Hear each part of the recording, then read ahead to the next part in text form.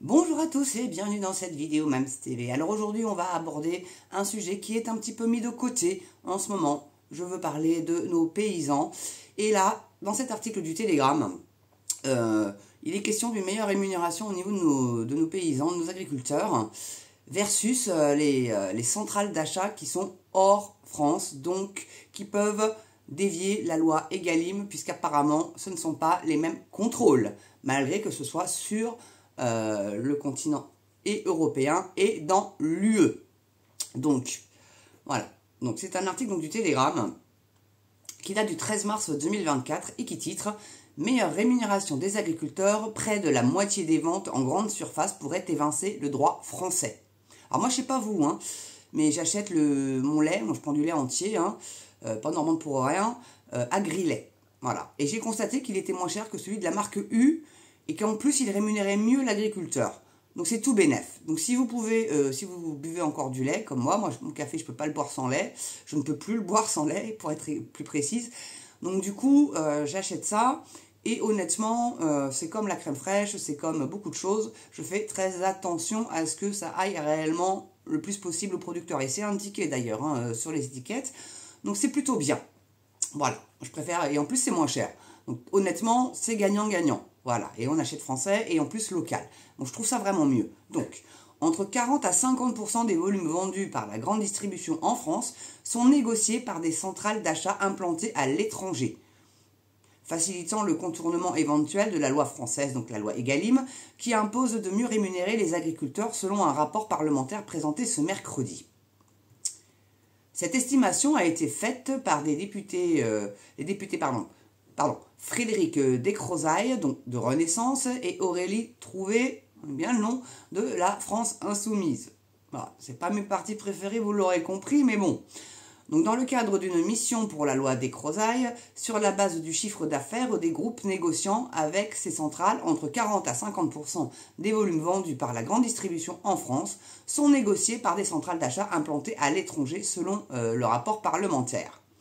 La loi Descrozaille prévoit que les négociations des distributeurs, Leclerc, Système U, Carrefour, Lidl, Aldi et tout team, via les centrales d'achat européennes, soient soumises à la loi française dès qu'elles concernent des produits commercialisés en France, dans l'objectif d'éviter le contournement des règles destinées à assurer une meilleure rémunération des agriculteurs. Alors on est d'accord, ok, mais alors les centrales qui sont à l'étranger, est-ce qu'elles font du produit français? Très certainement pas. Ou alors, vous voyez pas un peu l'empreinte carbone que ça serait. Ou alors, j'ai rien compris au schmilblick. Donc, c'est pas forcément une centrale qui par exemple, d'achat qui est en Espagne. Ils vont plutôt avoir tendance à vendre des produits espagnols. Donc, est-ce que la loi Egalim s'applique aussi pour les Espagnols, pour les agriculteurs espagnols? Mais je crois qu'on est le seul pays hein, en Europe à le faire. Hein. Donc, je ne crois pas.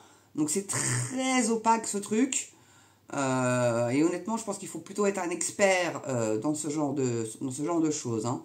Moi, je ne le suis pas, personnellement, même si je vous en parle, c'est parce que cet article-là m'a interpellé quand même, puisque ça fait déjà quand même un petit moment qu'on ne parle plus de nos paysans.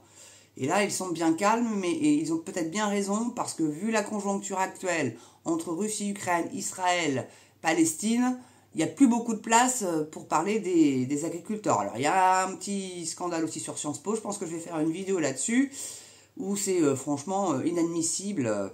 Voilà, bon. Donc, mais les représentants... Fermeture de la parenthèse qui n'a strictement rien à voir en plus avec le sujet de la vidéo. Mais les représentants des industriels sont unanimes sur le fait qu'ils sont de plus en plus nombreux à être convoqués par ces centrales pour négocier en dehors du territoire national des volumes destinés à être commercialisés en France, révèle ce document. Selon les distributeurs, il s'agit d'avoir une puissance d'achat avec des partenaires étrangers face à des fournisseurs internationaux qui sont plus puissants qu'eux, révèle le rapport. Mais l'objectif de contourner le droit français, s'il n'est pas revendiqué, est tout de même assumé, ajoute le document. Donc ils s'en foutent, qu'est-ce qu'ils vont rien, ils craignent rien en fait. La loi Egalim n'a pas la même puissance qu'en France. Voilà. Donc à la limite, avoir des centrales d'achat exclusivement françaises et avec des produits français, tant qu'à faire, ça serait pas plus mal. La Cour d'appel de Paris vient de réaffirmer que les juridictions françaises sont compétentes sur les litiges liés aux centrales d'achat situées hors de France pour les produits vendus dans le pays. Oui, alors, moi je veux bien, mais à ce moment-là, comment eux, les gros comme Leclerc, U, etc., arrivent à contourner cette loi? Donc non, c'est encore un mytho. Bon, on est d'accord. Mais la Commission européenne ne trouve rien à redire aux alliances de distributeurs dans le marché intérieur pour contrer la position dominante des grands groupes industriels et refuse surtout d'entendre qu'il est légitime que la France cherche à protéger son ordre public économique en appliquant son droit à des relations commerciales qui sont exécutées sur son territoire, même si elles sont formellement menées dans d'autres États membres, note le rapport. Donc voilà, la von der Leyen dit bah non. Fait comme on dit, on fait comme je dis moi, vous allez vous faire empapaouter chez les Grecs. De plus, la DDGCCRF dispose de services de taille modeste pour faire face aux moyens de défense imposants des grands groupes et à une complexification de leurs actions liées à leur intervention en dehors du territoire national, ajoute ce document. Voilà. Donc c'est quand même un peu...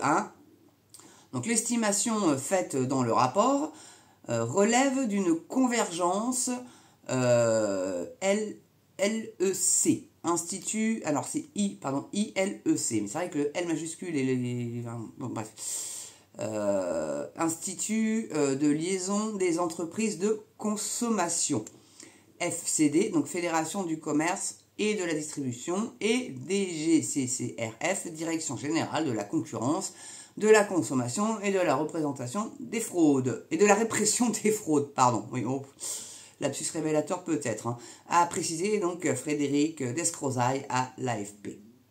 Voilà.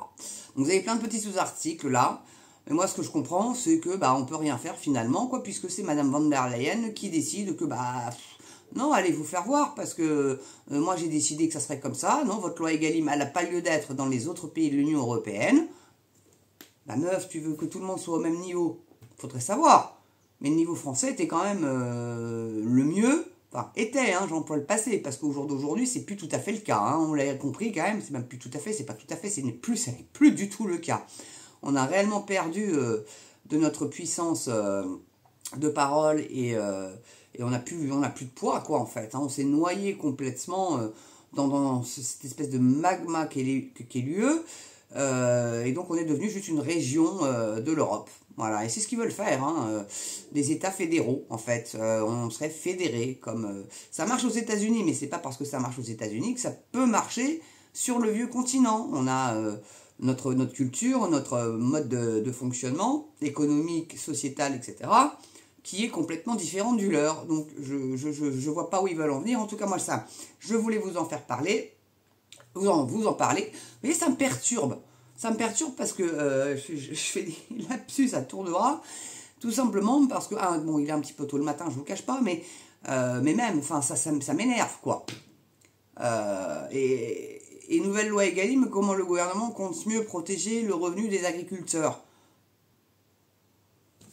Mais ils n'ont pas l'intention de protéger quoi que ce soit, ils veulent détruire l'agriculture.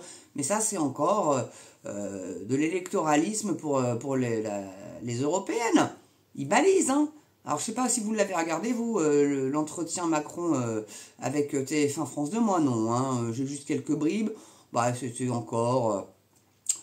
la Russie ne doit pas gagner. Oui, mais la Russie a déjà gagné, désolé mon gars. Et non, la Russie n'ira pas envahir la Pologne. Non, elle n'ira pas envahir la Roumanie. Non, elle n'ira pas envahir les autres. Elle veut juste la Crimée et le Donbass. C'est tout. Et celui qui n'a pas respecté le traité de Minsk, là, c'est Zelensky.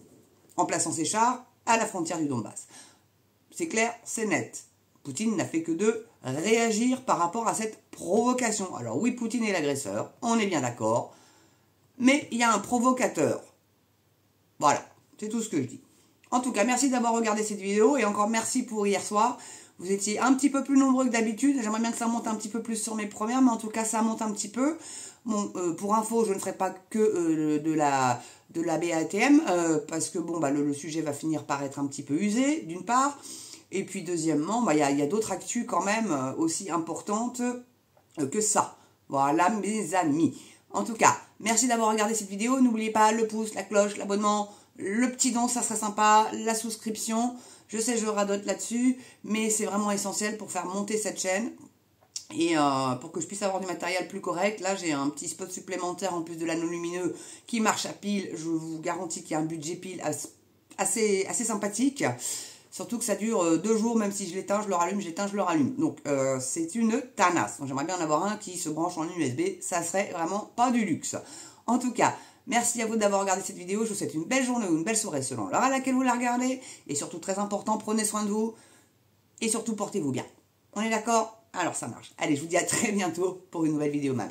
À ciao.